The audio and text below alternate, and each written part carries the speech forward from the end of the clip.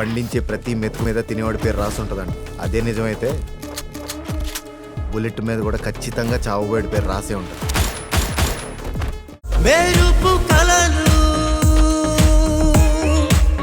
మెరుపు కలలు. నువ్వు చేస్తున్న ఈ తాటాకు చప్పుళ్ళకి భయపడి నేను సంయుక్తని పూజకి పంపిస్తాను అనుకుంటున్నావేమో.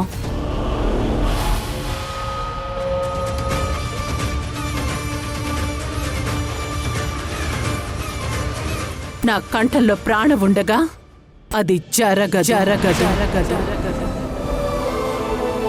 నా కూతురు నీ ఇంటి గడప తొక్కదు.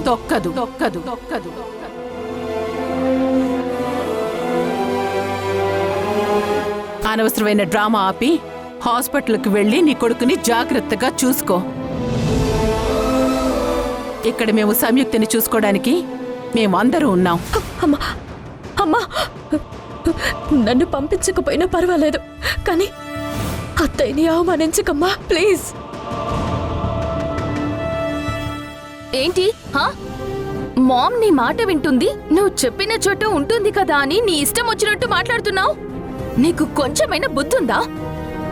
మామ్ ఆవిన్ని అంతలా నమ్మడం లేదంటే అత్తయ్య గురించి మామ్కి ఎంత తెలుసుండాలి? అది అర్థం చేసుకోకుండా ఎందుకు ఈవిడ గారికి సపోర్ట్ గా మాట్లాడుతున్నావు? నేనెవరికి సపోర్ట్ గా మాట్లాడడం లేదక్క, నిజం తెలుసుకో అంటున్నాను. హో, ఇప్పుడు నువ్వు చెప్తే గాని మామ్కి నిజం తెలీదా? అక్క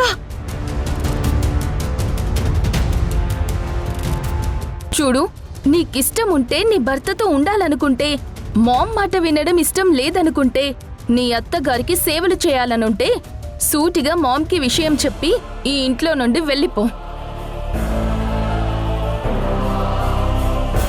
మమ్మని చూసుకోవడానికి నేనున్నాను, అంతేగాని మామ్ ముందు మాట వింటున్నట్టు నటిస్తూ మన శత్రువులకు సపోర్ట్ చేయకు. వాళ్ళు మన శత్రువులు కాదక్క, మన మంచి కోరేవాళ్ళు. వీళ్ళు మనకి ఎప్పటికీ శత్రువులే. మనం నాశనం అవ్వాలని కోరుకునే మనుషులే. వీళ్ళకి కేవలం నా ఓటమి కావాలి.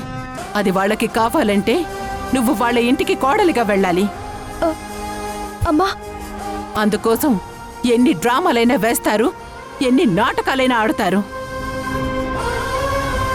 ఇంకా ఇక్కడ ఉండడం అనవసరం, పద. అమ్మా, బాను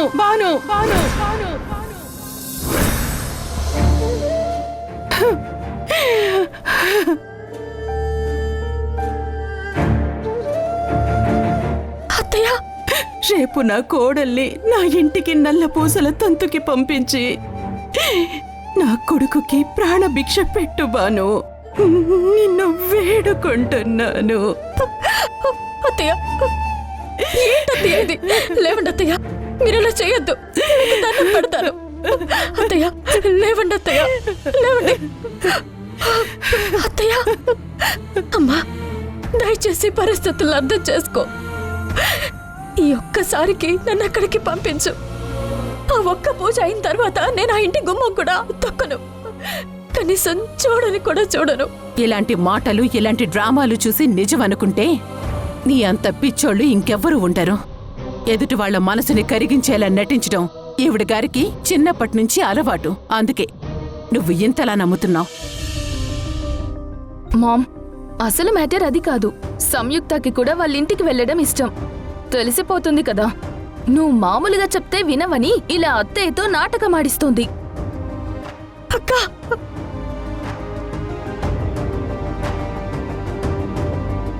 చూడు సంయుక్త, కావాలంటే నువ్విప్పుడే ఈవిడితో వెళ్ళిపో. మా గురించేం ఆలోచించుకు.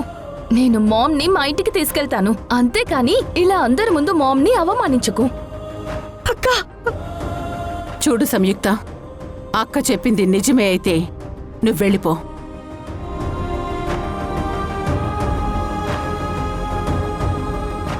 ఇక్కడ నా చావు నేను చేస్తాను.